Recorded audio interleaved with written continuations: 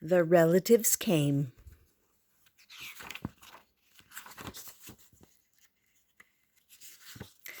It was in the summer of the year when the relatives came. They came up from Virginia. They left when their grapes were nearly purple enough to pick, but not quite.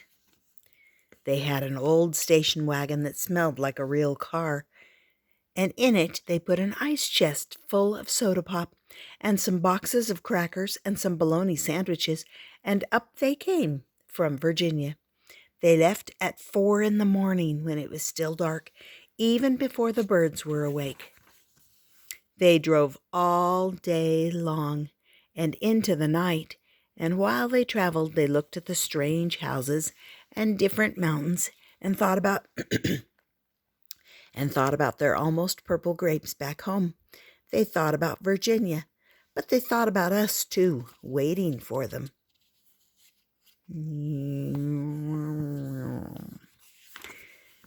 So they drank up all their pop and ate up all their crackers and traveled up all those miles until finally they pulled into our yard.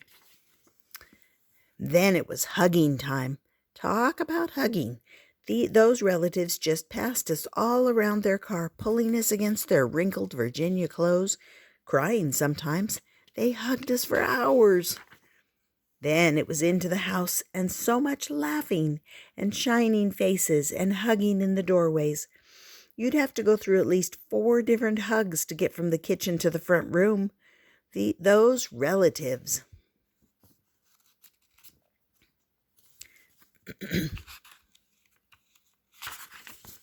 And finally, after a big supper, 2 or 3 times around, until we all got a turn at the table, there was quiet talk, and we were in 2s and 3s through the house. The relatives weren't particular about beds, which was good since there weren't any extras, so a few squeezed in with us, and the rest slept on the floor, some with their arms thrown over the closest person, or some with an arm across one person and a leg across another. It was different going to sleep with all that new breathing in the house. The relatives stayed for weeks and weeks. They helped us tend the garden, and they fixed any broken things they could find. They ate up all our strawberries and melons, then promised us we could eat up all their grapes and peaches when we came to Virginia.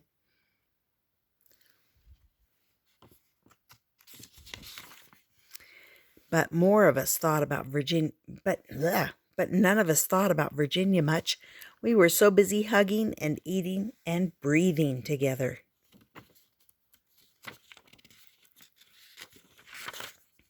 Finally, after a long time, the relatives loaded up their ice chest and headed back to Virginia at 4 in the morning. We stood there in our pajamas and waved them off in the dark. We watched the relatives disappear down the road. Then we crawled back into our beds that felt too big and too quiet. We fell asleep.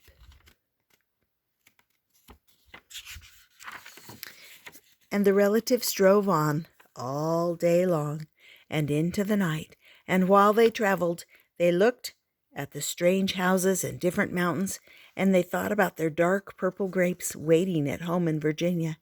But they thought about us too, missing them, and they missed us. And when they were finally home in Virginia, they crawled into their silent, soft beds and dreamed about the next summer. There's some grapes. And that was The Relatives Came.